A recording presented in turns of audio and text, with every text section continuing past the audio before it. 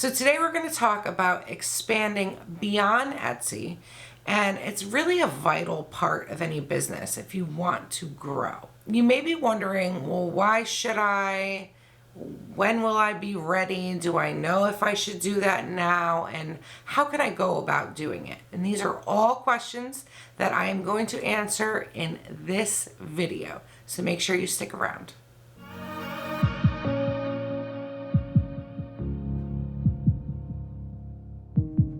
Okay, so the first thing that I want to talk about today is why you should expand beyond Etsy, but also how you'll know if you're ready and it's maybe time to start heading in that direction. And I'm going to give you 6 reasons right now. And number 1 is that Etsy can shut you down at any time. They can change their requirements. They can change their fees. Etsy has essentially complete control of your shop. And if you are somebody who is counting on that income and putting all your time and effort into your business that's on Etsy, I'm going to go ahead and guess that it doesn't make you feel very comfortable for Etsy to have that much control over your business, and who would blame you? Number 2 is if you're selling more and more on Etsy, you could be losing a lot of money on Etsy fees, especially if you have a lot of return customers. If you've been doing this for a while and you have people that come back to you time and time again, do you really need Etsy anymore at this point? The great thing about Etsy is it's a marketplace, so it's a great way to get customers, and Etsy is going to put you right there in front of them. And you don't necessarily have to do a whole lot of extra work to find those customers or to find yourself in front of them. However, the fees are kind of high, okay? So you have you have the listing fees, which are 20 cents per listing.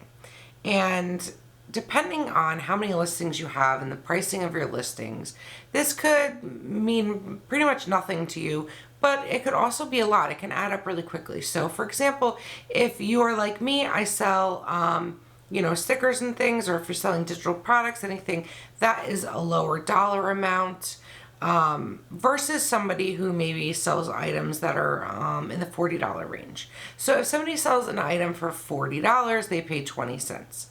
Now, if your items are $5 each, that's 8 times you would have to sell to reach that $40 that the other person made. That's 8 times the listing fees. So you're talking $1.60 versus their 20 cents to have the same amount of income. Those fees can add up.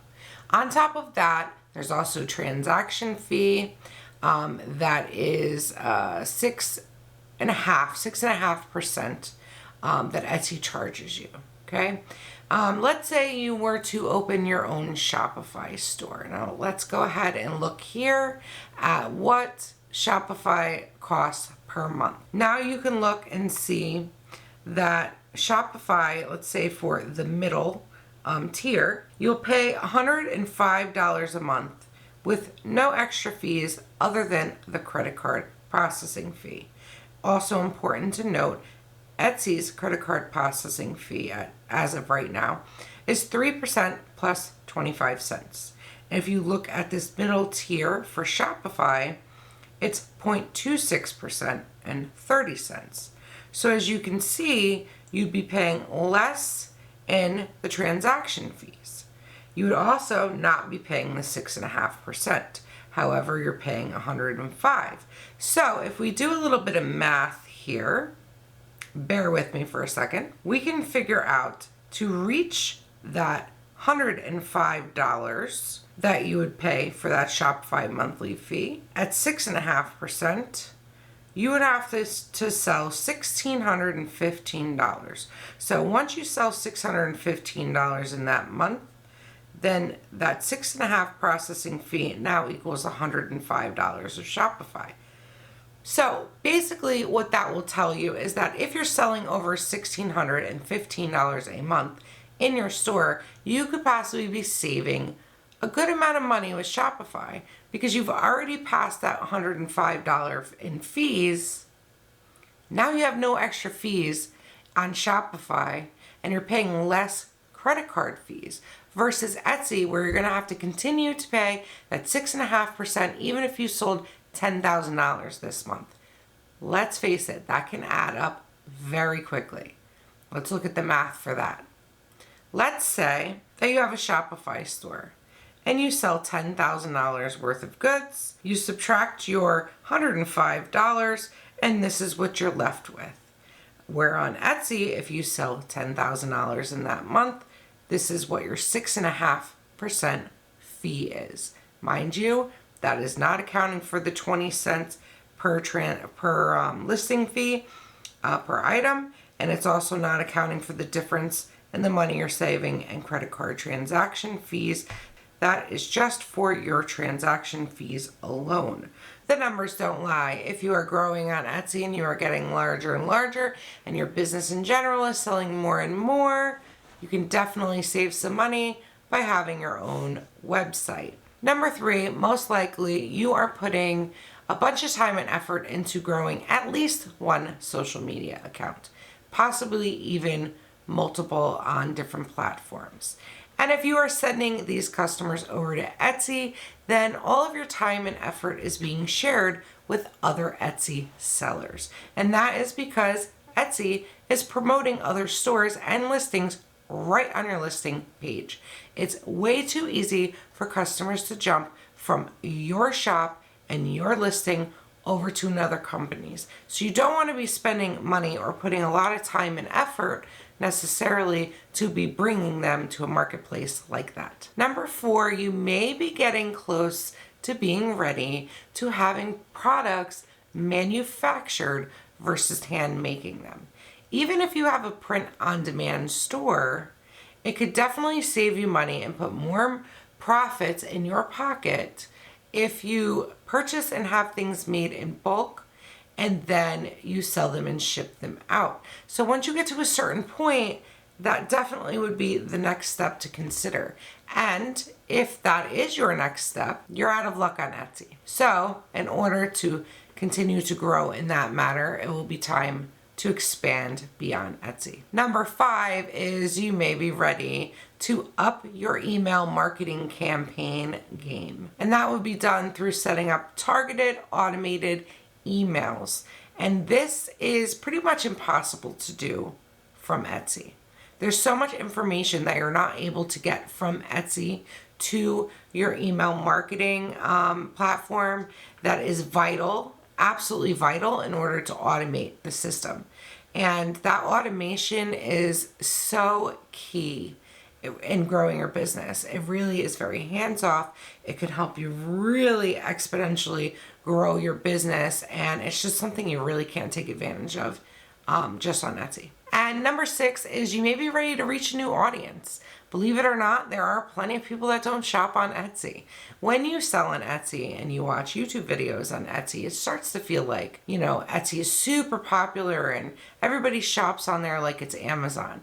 And while Etsy is very popular, it's not quite Amazon. There are still tons of people that do not shop on Etsy. Maybe even some that have never heard of Etsy. And so there could be other reasons too. Maybe they had a bad experience, so they don't really trust Etsy anymore. There's tons of reasons people may not shop on Etsy, and you could be missing out on that entire audience if you're only selling there. So now that we know reasons you may want to expand beyond Etsy and whether or not you might be ready to do so, let's go ahead and talk about how you can actually do it. And the first step to that should be no surprise, and that is to create your own website. That, in my opinion, is the only next step. Of course, you could create a brick and mortar location, but I'm not even going to get into that. It's not really my specialty, and you're limited to certain areas. We're going to talk about online websites. Now, I personally recommend using Shopify because you will be having an e-commerce store. There are definitely other platforms you can go with, like Squarespace and Wix and even WordPress or GoDaddy. There's tons of places you could go with. But when it comes to e-commerce, I think Shopify consistently is known to be the best. because it's the easiest to actually create your website. It's got so many third-party apps that you can use and themes that you can use, and it really just makes it a lot easier to go ahead and get started there. However, do your own research. Go out there and look at these other, platforms, watch other people's videos to decide for yourself if Shopify is the route that you want to go. But in this video, I'm mainly going to talk about Shopify because that's where my experience is and that's what my recommendation is. But most of the platforms are going to have free and paid, low cost generally, themes that you can start with. And that makes it so much easier. So you might think, oh my goodness, I don't have the money to hire somebody for a website. I have no idea how to write code. I don't know how to do a website. And that's why I love Shopify, because it makes it so much easier. They have a great theme store where you can go out and you can find these pre-made themes that you're just going to customize with your logo and colors and the different things that you want to offer on your website. It really makes it pretty easy for you to do. I wouldn't say it's a piece of cake. It's still going to take some work, but you can definitely do it. You don't have to hire anybody. Although if you have the money and you want to do that, you most certainly can do that. And as I said, another reason that I recommend Shopify is because they do have a large library of themes to choose from, both free and paid. And the paid ones are all around $200-ish, some a little more, maybe some a little bit less. But believe me, they are far cheaper than the thousands of dollars you will pay to hire someone to create a website for you. That being said, I do highly recommend you go with paid versions. And this is from my own personal experience. I learned the hard way. If you want to take the free one and you want to start off that way, that's great and all, but there's going to be a lot of features not available. And so you're going to have to do one of two things. You're either going to have to write some code, and if you don't know how to do that, believe me, it's a headache, because not only do you have to learn how to write the code, but you have to remember later what you did. So if you want to change anything, then you have to remember what you did to begin with, and that's the issue that I am running into. Or you're going to have to add a bunch of third-party apps to get the customization that you want for your website. And this can actually add up really quickly. I mean, it's $5, $10, $15 a month for this one, that one, and then they all add up. Not to mention the more apps that you have, the slower it's going to make your website, which is a conversion killer. You definitely don't want a slow website. So these are just some things to think about. When it comes to the paid versions, you're going to have a lot more of those features written right into the code by the people that created the themes, which means a lot less third-party apps, a lot less trying to write code on your part. Also to mention, I would stick with the themes in the theme store. There are definitely other places that you can go to purchase themes that work on Shopify, but there are risks involved with this. If the theme is purchased right through the Shopify theme store, those creators are required to update the themes whenever needed. So whenever Shopify updates their systems and adds or takes away certain things, they have to update the themes. If you purchase your theme from another place, that's probably not going to be the case. I mean, they're not required to. Whether or not they will, I really don't know. You would have to fully research that. But I really just want for you to understand that that's an issue and keep that in mind and look into it before you're deciding which theme to purchase.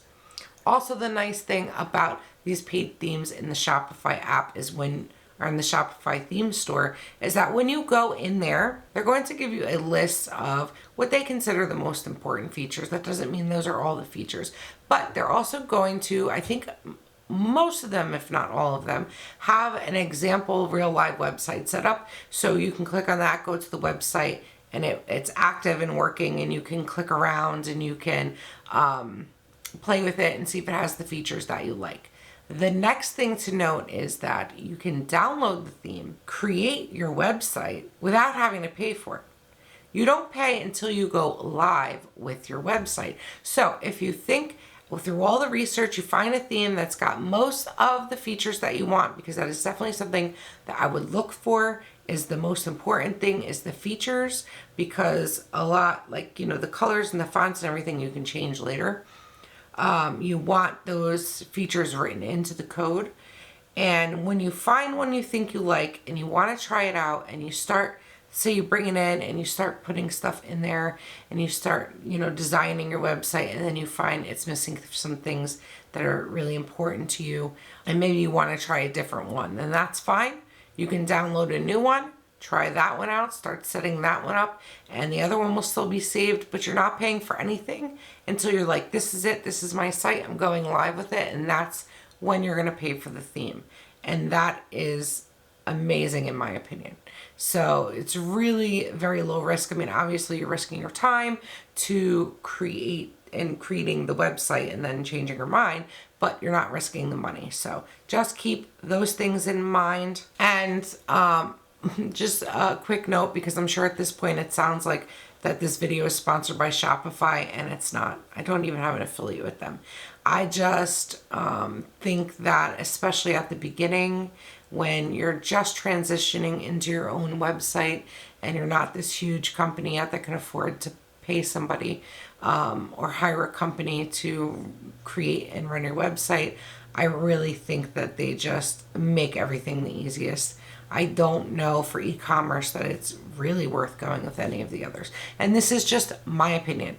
Do your research. Okay, so step number 2, the second thing you're going to want to do after you have your website up and running is that you want to start driving customers to your website. Okay, this can be done in multiple ways. You can do it through social media, both paid and unpaid, so paid and free social media. You can do it through email marketing, you can do it through paid advertising, and you can even also do it through marketing materials sent to your Etsy customers. You can also reach out to like papers and magazines and news outlets and see if you can get featured somewhere. When you're small, it might be a shot in the dark, but it's definitely worth a try. Reach out and see if there's anybody that could feature you. And then that's also a great thing to be able to put on your website and get you a new audience. You probably wouldn't be doing that with an Etsy shop, but with your own website, you can absolutely do that. So quickly, before moving on to the next point, to the next step, I just wanted to mention like really kind of a possible workflow to start getting your customers from Etsy over to your website. And that could work something like this. You have on your Etsy shop an email sign up. Maybe you offer a discount, maybe you offer a free printable or something along those lines, some kind of offer that you have to get them to sign up with your email list, okay? Then when you send out emails, the emails are always going to have links to your actual website. So from then on, whenever you reach out to them, it's going to be sending them directly to your website. What else you can do, like I said, is you can have marketing materials. I have a card that has a discount code, has a QR code that they can scan, my website information on it, and that way they know I have a website and they can go on over there and check it out there if they wish to do so. Those are just a few ways that you could think about starting to get your customers over to your website from Etsy, other than going out and finding brand new customers. So number 3 is you can start or continue to focus on your branding. Okay, so branding is really important to growing a business. You need people to recognize who you are. And let's face it, it's really hard to have a brand stand out on Etsy. If someone purchases something and then their friend's like, oh, that's really cute, where'd you get it? What do you think they're gonna say? They're gonna say, oh, I purchased it on Etsy. They're not gonna remember the name of the store on Etsy they purchased it from. They never do. Just like when you purchase something from Amazon. Do you even know what stores you're purchasing from on Amazon?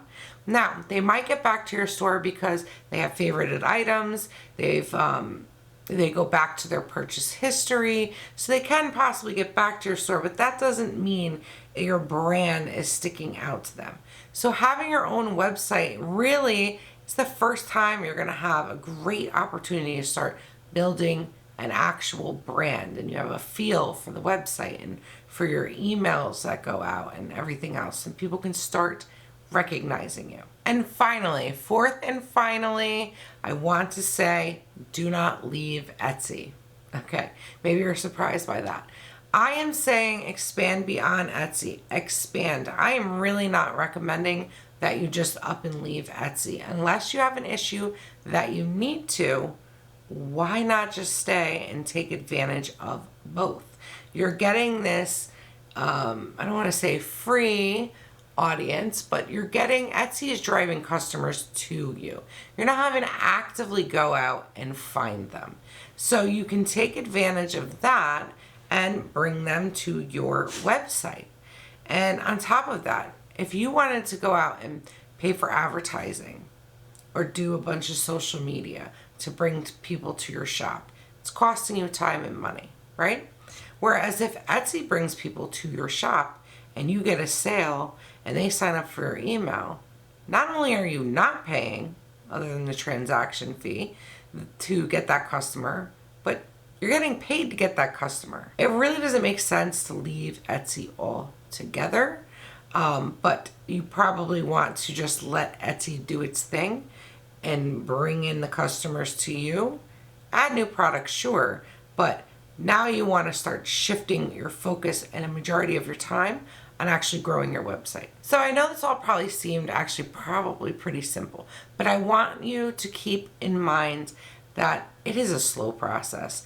It is not like you are going to automatically have all of these customers flowing into your website because they buy from you on Etsy and they're going to come right over. Believe me, I've been doing this for a while. There are a lot of customers that will just keep purchasing from Etsy. They're comfortable with Etsy. Maybe they, like I said, they're going back to their previous orders and reordering things.